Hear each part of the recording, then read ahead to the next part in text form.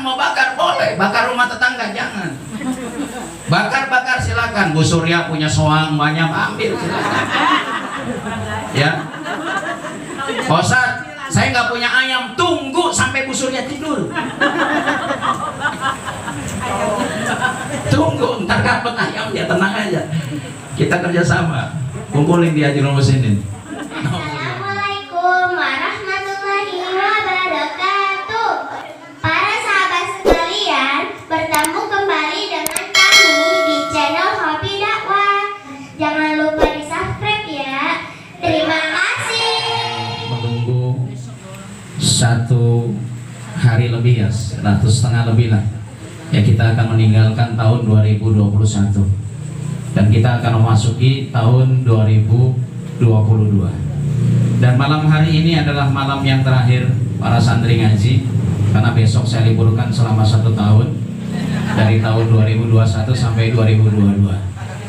Kalian Jumat libur, nanti masuk Rabu yang akan datang di tahun 2002. Nah, ini libur yang terpanjang ya di masa pandemi ini. Jadi manfaatkan waktu 1 tahun libur itu untuk pulang kampung. Jangan nggak pulang kampung semua ya. Ya, nanti ongkosnya minta sama Pak RT itu. Kas RT-nya banyak, RT sudah. Bapak Ibu para hadirin sekalian, setiap kita berada di akhir tahun pasti banyak pertanyaan tuh. Apa hukumnya memperingati tahun baru Masehi? Kalau tahun barunya nggak masalah Ibu sekalian. Tahun baru nggak masalah. Karena memang sudah qadar Allah berputar. Jadi tanggal, bulan, tahun itu tidak masalah. Ya. Kalau tahun Masehi itu perhitungannya berdasarkan perputaran matahari. Kalian ada 2 kalender PRT. Yang pertama kalender Syamsiah atau kalender Masehi yang dihitung berdasarkan perputaran matahari. Lalu yang kedua dikenal dengan kalender Qamariah atau kalender Hijriah. Ya, yang dihitung berdasarkan perputaran bulan. Jadi dua-duanya boleh dipakai, silakan guys sekalian. Ya, karena suami ibu juga gajian kan pakai tahun Masehi. Ya, orang bosnya orang Cina nggak mungkin nanti gajiannya tanggal 30 Ramadan ya. Ya, orang Cina nggak ngerti begitu. Ya, jadi silakan pakai, nggak apa-apa. Jadi perhitungan boleh pakai matahari, boleh pakai bulan guys sekalian. Nah, ibu nanti lihat ke dalam Quran surat Yunus ayat 5, huwallazi ja'ala syamsa diya'a wal qamara nura, dan dialah Allah Subhanahu wa taala yang telah menjadikan matahari bersinar, wal qamara nura, dan bulan bercahaya, wa qaddarahu manazil, dan masing-masing dari matahari dan bulan itu Pak RT memiliki manzilah, tempat berputarnya masing-masing. Maka dikenal tahun baru Masehi karena perhitungan waktunya itu berdasarkan daripada perputaran matahari. Jadi tahun Masehi nggak masalah, silakan. Handphone ciptaan siapa? Orang Arab? Bukan, orang Yahudi. Yang kita pakai itu ya Samsung, Oppo, Ojolali. Nah itu kan merek-merek apa sana itu. Terus apa kita apatis terus jangan dipakai itu, mereknya orang kafir? Kan enggak. Ini mic yang saya pakai bukan ciptaan orang Arab, bukan.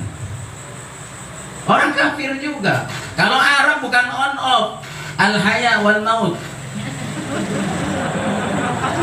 Ini kan on off. On off, saya nggak ada ini. Ini otomatis ini. Ini matinya kalau dibanting baru mati. Jelas ya? Jadi tahun barunya itu gak masalah, silakan, itu perputaran waktu. Yang jadi masalah adalah sikap kita.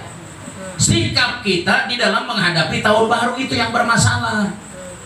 Kadang-kadang ibu juga kurang keras sama anak. Mama ompet, ma ompet.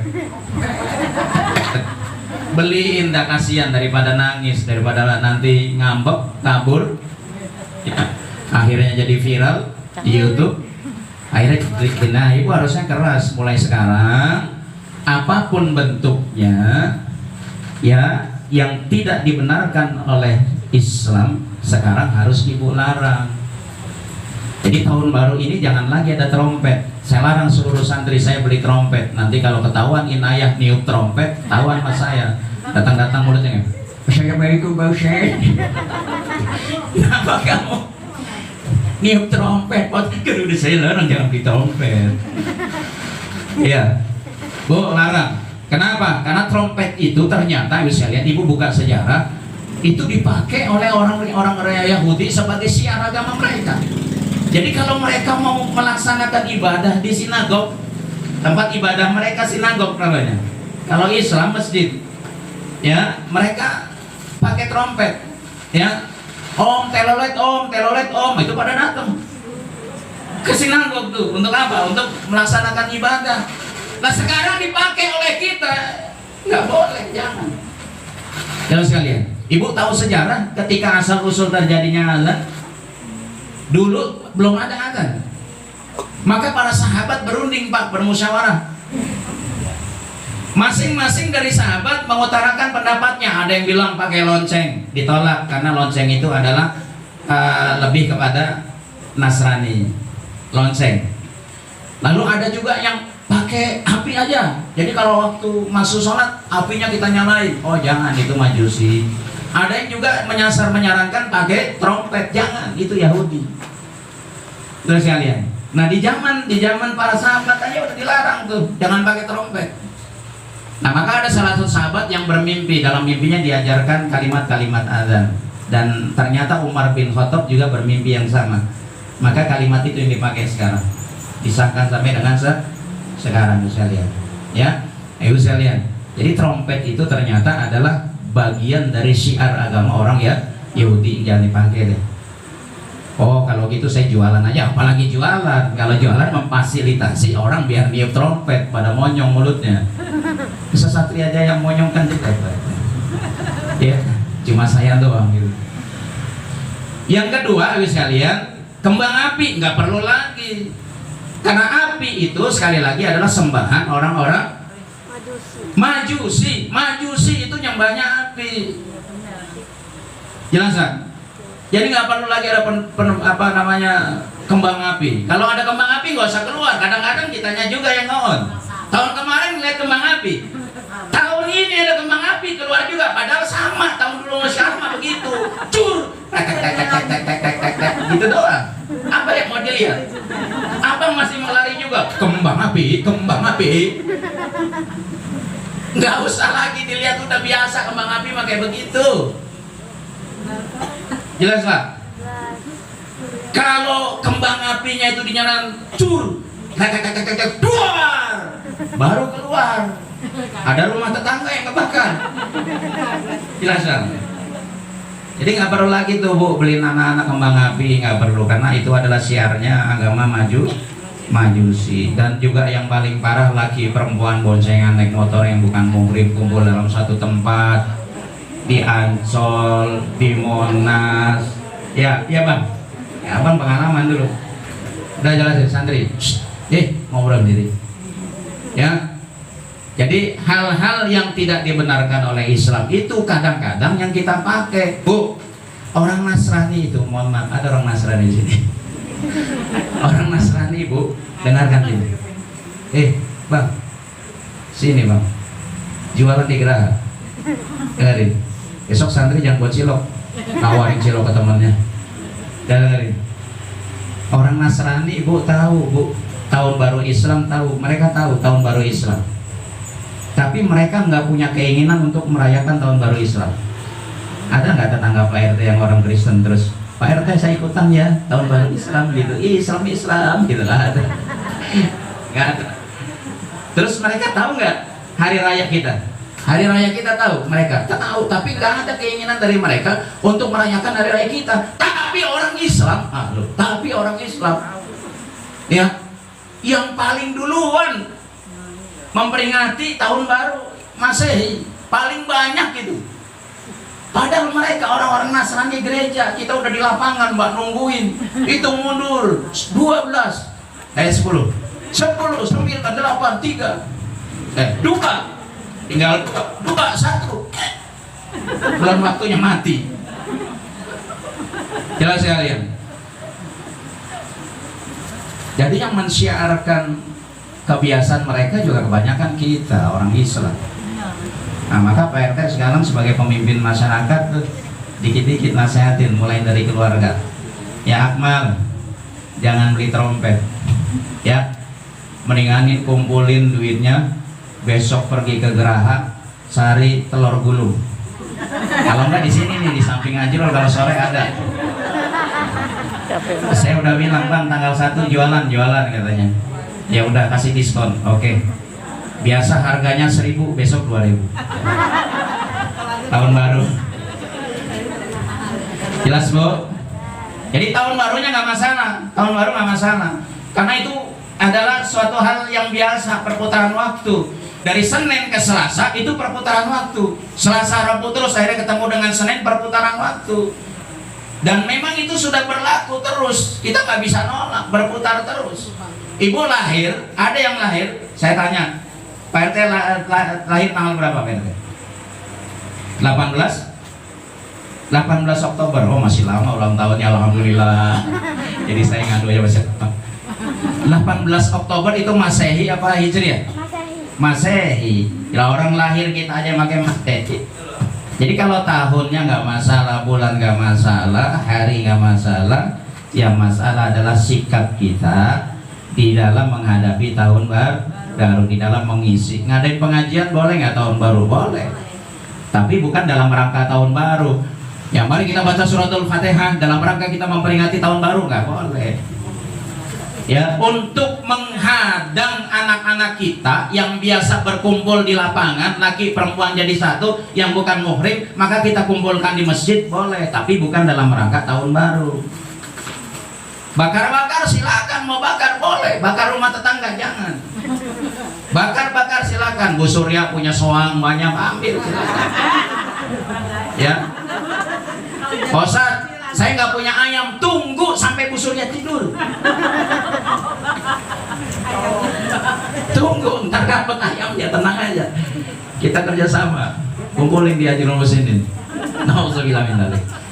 Ya Bu, bakar-bakar asal jangan diniatkan untuk memperingati tahun baru, daripada berceceran kemana-mana. Ya udah kumpul di sini yuk, kita bakar ayam, ya, buaya kecap, itu enak.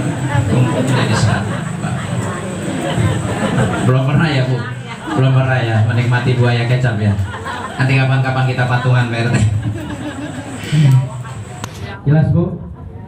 Nah lalu bagaimana sikap kita sebagai orang Islam? Nah ini yang penting. Sikap kita yang pertama Pak, setiap kita menghadapi perputaran waktu itu adalah bersyukur kepada Allah.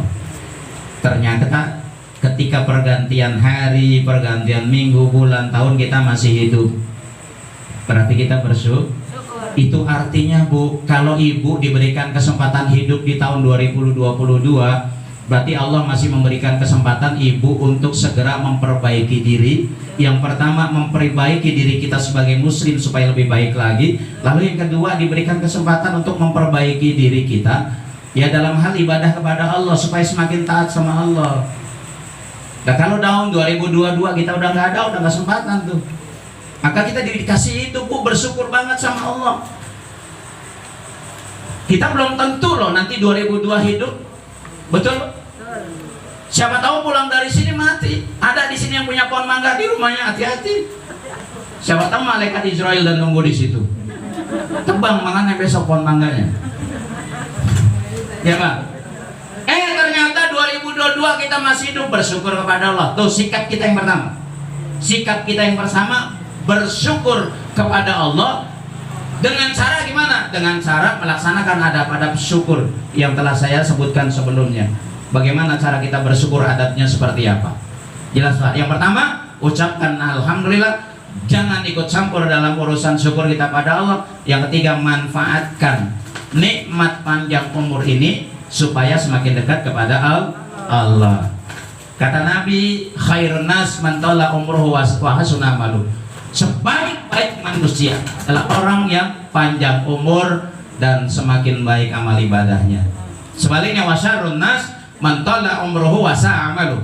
Seburuk-buruk manusia adalah orang yang panjang umur tapi makin jelek ibadah pada Allah. Sebenarnya Bu, Ibu bisa nilai loh diri ibu sendiri masing-masing. Saya ini di hadapan Allah yang terbaik apa yang terburuk. Itu aja patokannya. Kalau ibadah ibu semakin mantap, ibu baik di hadapan Allah. Kalau semakin buruk, turun. Tahun 2022 ini kita harus meningkat. Jelas Bu? Itu yang pertama, bersyukur. Lalu yang kedua, muhasabah, introspeksi diri. Ya, maka Allah kasih ayat kepada kita, kasih teguran kepada kita, ya ayyuhallazina amanu, wahai orang-orang yang beriman, ittaqullah, bertakwalah kamu kepada Allah, wal tanzur nafsum ma qaddamat lighad, hendaklah di antara kalian ada ya yang memperhatikan apa yang sudah diperbuatnya untuk hari akhirat. Jadi Bu, kita diminta muhasabah Bu, setiap ada pergantian waktu, termasuk pergantian tahun. Dari tahun 2021 ke 2022 kita diminta muhasabah, introspeksi diri Bang, dilihat-lihat nih apa yang sudah kita lakukan di tahun 2021 yang kepentingan untuk akhiratnya apa. Kalau belum ada di 2022 ditingkatkan amal soleh kita. Maka masuk kepada yang ketiga adalah tingkatkan amal soleh. Jelas ya sekalian? Jelas? Jadi tahun baru nggak masalah. Yang masalah adalah sikap kita. Mulai sekarang ayo hal-hal yang dulu pernah kita lakukan terus kita tingkatkan. Sekarang yang harus kita lakukan bersyukur, introspeksi diri, tingkatkan amal soleh. Al-Fatihah.